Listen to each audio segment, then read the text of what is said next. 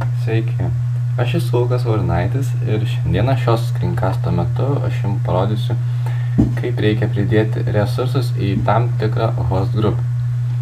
Iš pat pradžių susikursime naują host grupę, create host group, pavadinimu MCP.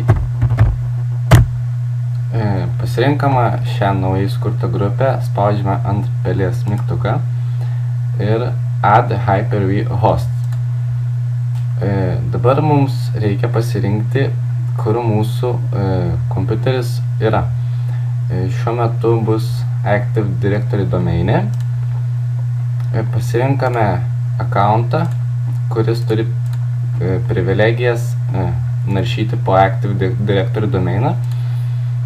Ir šioje vietoje mes turime įrašyti kompiuterio vardą, pavadinimą arba IP adresą. Arba galime pasinaudoti paiešką, ieškant mūsų resursų.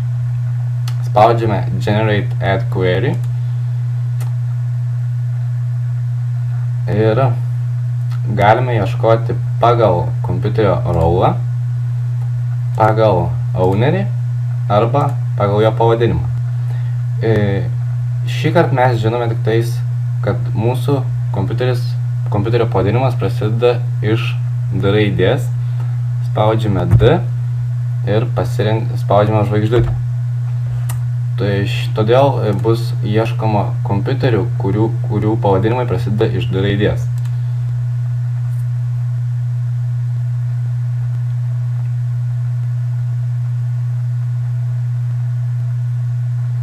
Tai va, mūsų kompiuteris buvo rastas, pažymime jį, kurį norime pridėti, pasirinkame host grupę, tai yra MCP, spaudžiame Next, čia yra mūsų summaries, taip pat galime pažiūrėti shell skriptą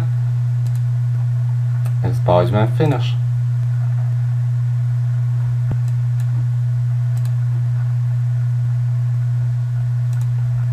Mūsų kompiuteris buvo pridėtas.